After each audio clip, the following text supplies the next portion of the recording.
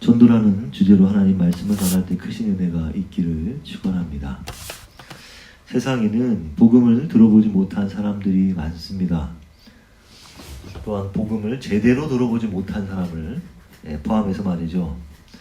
물론 복음을 거부한 사람들도 많습니다. 우리의 눈에는 듣지 못한 사람들보다 거부한 사람들이 더 많아 보입니다. 그들은 알게 모르게 하나님으로부터 자신을 소외시킨 사람들입니다.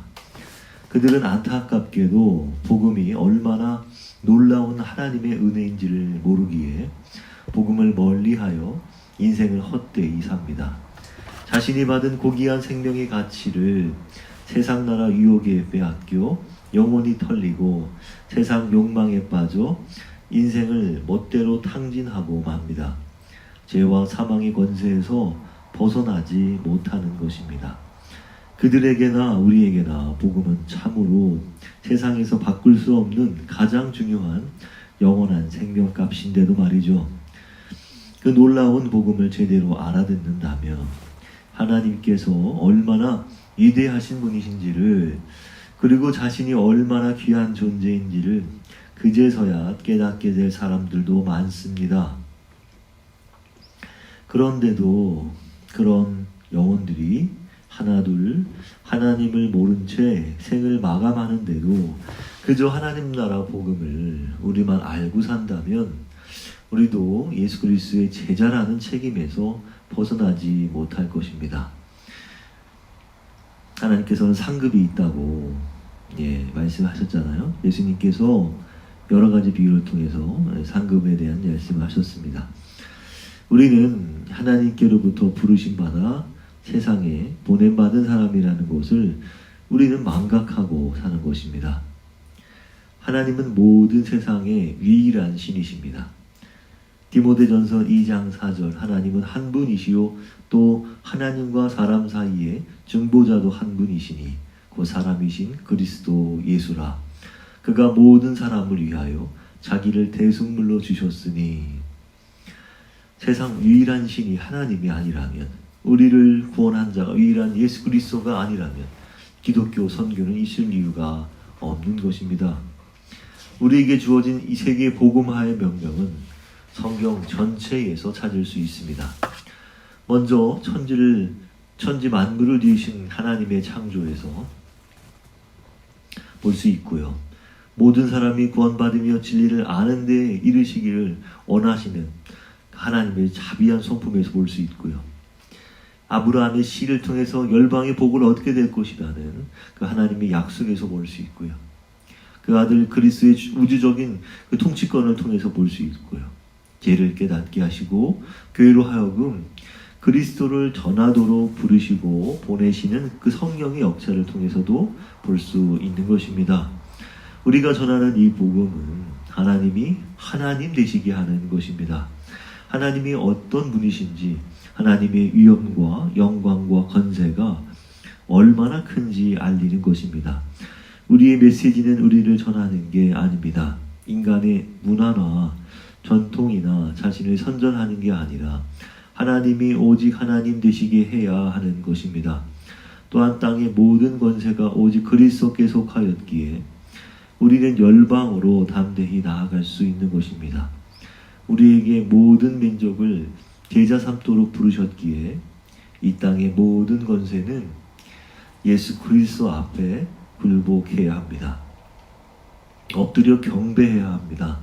세상 나라 권세가 창건한 모든 영역에서 그분의 이름이 높임받도록 하는데 뜨거운 가슴이 있어야 합니다. 전도란 무엇입니까?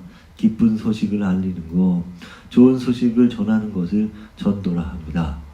복음을 전하다는 말을 헬라어로는 유앙겔리조마이, 복음을 유앙겔리온 이렇게 말하고요.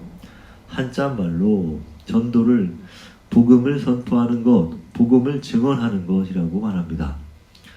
이것을 선교라 해도 틀린 말은 아닙니다. 예수께서 승천한 이후로 교회는 전도와 선교에 대해 동일어로 사용하기도 하고 다른 언어로 사용하기도 하였습니다. 간단히 말해서 선교는 복음을 말로 전하는 전도 말고도 삶과 인격으로 전하는 것, 봉사, 구제, 전도를 하기 위한 사랑의 행위 등을 포함합니다. 성경에는 좋은 소식에 관한 사건들이 나오는데요. 천사 가브리엘이 사가랴에게 아내 엘리사벳이 아들을 낳을 것이라고 전할 때 좋은 소식이라 말했습니다. 누가복음 1장 19절 천사가 대답하여 이르되 나는 하나님 앞에 서 있는 가브리엘이라. 이 좋은 소식을 전하여 내게 말하라고 보내심을 받았노라. 디모데가 바울에게 데살로니가 사람들의 믿음과 사랑에 관한 기쁜 소식을 전했을 때에도 기쁜 소식이라 말했습니다. 데살로니가 전서 3장 6절 지금은 디모데가 너희에게로부터 와서 너의 믿음과 사랑의 기쁜 소식을 우리에게 전하고 이 하나님 나라 복음을 누군가에게 알려야 함에 있어서 반드시 우리가 알아야 할 것이 있습니다. 그것은 전도는 결코 결과를 말하는 게 아니라는 것입니다. 전도했다는 말은 전했다는 의미지 복음을 들은 당사자가 회심했다, 받아들였다는 이야기가 아닙니다. 신약성경에 그렇게 말씀하지 않기 때문입니다. 오늘의 본문에서 바울의 회심 후 바나바의 추천으로 최초로 바나바와 함께 이방에 세워진 안디옥 교회에서 가르치는 교사로 쓰였다가 성경의 인도함을 따라서 선교사로 파송을 받았습니다. 바울이 그렇죠. 그리하여 바울과 바나바가 1차 선교 여행을 떠났습니다. 안디옥에서 실루기아, 그 다음 살라미, 그 다음 바보, 그 다음 버가, 그 다음 비시디아 안디옥, 그 다음 이고니온까지 다니면서 주를 힘입어 담대히 말한 것입니다. 먼저 늘 하던 대로 유대인 회당에 들어가서 예배 가운데 말씀을 전했습니다. 유대인 회당들은 이렇게 동그라미 이렇게 둘러 앉아가지고 서로 이렇게 말씀을 순서가 되면 해석을 하잖아요. 분명히 바울이 자기 차례가 됐을 때 말씀을 전했을 것입니다. 그런데 이들의 말씀에 순종하지 못하는 유대인들이 이방인들을 선동해서 이들을 헐뜯고 대적하였습니다. 그러나 바울과 바나바는 이에 굴하지 않고 오랫동안 머물러 있으면서 담대하게 하나님의 말씀을 전하였습니다. 하나님께서 함께 하사 전하는 말씀이 참되다는 것을 증명해 주시려고 그들을 통해 큰 이적을 베풀어 주셨습니다. 주의 능력을 발휘함에도 이들을 시기하는 자들이 나타나서 바울과 바나바를 돌로 치려하여서 두 사도는 결국 도망하여 루스드라와 더베에 가서 복음을 전하게 되었습니다. 복음을 전할 때는 꼭 회심자만 있었던 것은 아니었던 것입니다. 사도행전 14장 3절, 5절, 6절, 7절 두 사도가 오래 있어 주를 힘입어 담대히 말하니 주께서 그들의 손으로 표적과 기사를 행하게 하여 주사 자기 은혜의 말씀을 증언하시니 두 사도를 모욕하며 돌로 치려고 달려드니 그들이 알고 도망하여 루가오니아의 두 성 루스드라와 더베와 그 근방으로 가서 거기서 복음을 전하니라. 그리고 바울이 복음을 전하지 않은 지역도 있었는데요. 그곳은 이미 예수 그리스도의 이름을 부르는 곳이었습니다. 로마서 15장 20절 내가 그리스도의 이름을 부르는 곳에는 복음을 전하지 않기를 힘썼노니 그들은 두루 다니며 복음을 전했습니다. 사도행전 8장 4절 그 흩어진 사람들이 두루 다니며 복음의 말씀을 전할세. 사도들의 선교 행정인 이 사도행전에서 전도는 믿고 세례를 받으니와 말과 구별되는 것으로 표현하고 있습니다. 사도행전 8장 12절 빌립이 하나님 나라와 및 예수 그리스도의 이름에 관하여 전도함을 그들이 믿고 남녀가 다 세례를 받으니. 그렇죠? 사도행전 8장 25절 여러 마을에서 복음을 전하니라. 이 말씀들을 보면 복음을 전해들은 마을 사람들이 전해진 말씀을 받아들였는지 그리스도께 회심을 했는지는 기록하고 있지는 않습니다. 신약 성경에서 전도한다는 말은 회심자를 얻었다는 뜻이 아니라 그들이 회심했는지 안 했는지 결과에 상관없이 복음을 전했다는 이야기입니다. 우리가 전도를 못하는 이유가 바로 여기 있는 것입니다. 많은 교회가 여태 이 말을 잘못 사용함으로 복음을 전하는 일은 부담스러운 일이 되고 말았던 것입니다. 성과를 내어야 전도했다 하고 말할 수 있었기 때문입니다. 우리나라도 한창 부흥할 때 실제 그렇게 과시한 교회들이 꽤 있었습니다. 그러나 전도는 비신자, 넌 크리스찬을 회심시키는 것도 아니고 회심자를 얻는 것도 아니며 그리스도께 돌아온 것을 말하는 것도 아닙니다. 그저 복음을 전파하는 것입니다. 물론 복음을 들은 자가 회심까지 했다면 그건 아주 잘된 일이죠. 그게 목표이자 목적입니다. 그러나 전도란 그저 결과에 상관없이 복음을 전하는 것 자체입니다. 물론 그들이 회심하면야 아주 좋겠지만 말이죠. 그러나 좋은 결과가 반드시 따라와야만 전도할 수 있다면 과연 누가 얼마나 담대히 그리스도를 전하겠습니까? 예수를 따르는 제자는 그저 말로나 삶으로나 예수를 소개하는 것입니다. 내가 전도를 하고 있는지 아닌지는 회심자나 개종자가 생긴 것으로 평가되는 게 결코 아닙니다. 그건 하나님의 뜻에 달린 것입니다. 하나님께서 그 영혼에게 성령을 주셔야 그 영혼이 하나님의 자녀가 되는 거잖아요. 사람이 하나님의 자녀가 되려면 성령의 역사가 필요합니다. 성령의 역사 없이는 예수를 주시라 고백할 수 없는 것입니다. 그렇죠? 물론 우리의 궁극적인 목적은 그들의 변화를 원하는 것은 맞습니다. 그러나 결과나 목적이 이 전도를 시도하는 것보다 중시되면 아무도 복음을 전할 사람이 없을 것입니다. 그건 누구도 두려운 것입니다.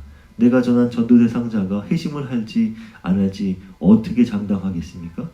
거리에서 하나님의 말씀을 전한 베드로나 바울이 그런 것을 따지고 전한 것이 아닙니다. 그저 해당에서 거리에서 돌에 맞을까 걱정하며 자신의 생사를 하나님께 맡기고 전한 것입니다. 그렇기에 현재 우리나라에서는 안심해도 되는 것입니다. 복음을 전한다고 해서 실제 돌을 던질 사람은 없는 것입니다. 다만 그때보다는 다른 차원의 전도가 필요합니다. 우리나라는 고이든 타이든 복음을 간접적으로 접해본 사람이 많은 나라이기에 복음을 전할 때는 사람에 대한 보다 섬세한 접근이 필요합니다. 인격을 담보해야 합니다. 그리고 내가 무엇을 전한다고 할 때 그것이 전도인지 아닌지는 전하는데요. 메시지가 중요합니다. 좋은 소식의 내용에 대해 이야기하지 않고 복음 전도에 대해 이야기하는 것은 어불성설입니다. 복음이 무엇을 지칭하는 것인지를 분명히 알고 전해야 합니다. 복음 전도의 목적은 스스로 자립할 수 없는 불쌍한 지인들을 정신 차리게 하고 다독이고 부추겨서 세상에 뭔가 잘 살아갈 수 있도록 이끄는 것이라고 생각하면 안 됩니다. 복음은 자기 개발이 아닙니다. 마인드 컨트롤도 아닙니다. 인생을 형통하게 하고 번영하게 하는 수단도 아닙니다. 그리고 복음은요, 사람들에게 무엇인가를 하도록 권유하는 게 아닌 것입니다. 복음은 그 좋은 소식의 증언이며 선포인 것입니다. 복음은 나를 위해서 십자가에 죽으신 예수 그리스도를 믿고 따름을 통해 하나님의 통치를 따르며 하나님 나라된 삶을 살고 누리는 것을 말합니다. 사도행전 8장 12절 빌립이 하나님 나라와 및 예수 그리스도의 이름에 관하여 전도함을 그들이 믿고 남녀가 다 세례를 받으니.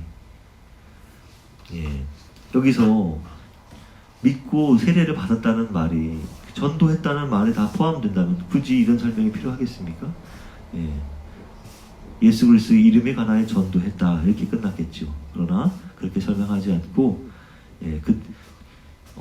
하나님 나라와 및 예수 그리스도의 이름에 관하여 전도함을 그들이 믿고 남녀가 다 세례를 받으니 이렇게 부연 이어서 설명하고 있다는 것입니다. 결론입니다. 우리가 정말 맛있는 것을 먹었을 때, 우리가 가장 좋은 것을 경험했을 때, 가장 가까운 사람에게 내가 겪은 일을 소개하고 나누고 싶어 하는 것은 사람에게 자연스러운 마음입니다. 복음은 우리에게 가장 기쁘고 좋은 소식이잖아요.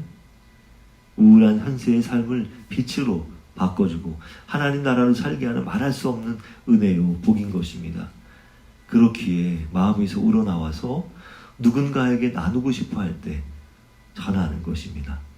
성과를 내려고 하는 부담이 아닌 것입니다. 시도보다 더 좋은 경험은 없습니다. 아무 일도 하지 않으면 아무 일도 일어나지 않는 것입니다. 구데기 무서워 장 못 따는 격인 것입니다. 하나님은 일하는 사람을 통해서 역사하십니다. 자신을 통해서 하나님의 구원의 역사를 목도해야 합니다. 그렇게 전할 때 우리는 더 큰 용기가 생기는 것이고 더 담대히 예수 그리스도를 전할 수 있는 것입니다.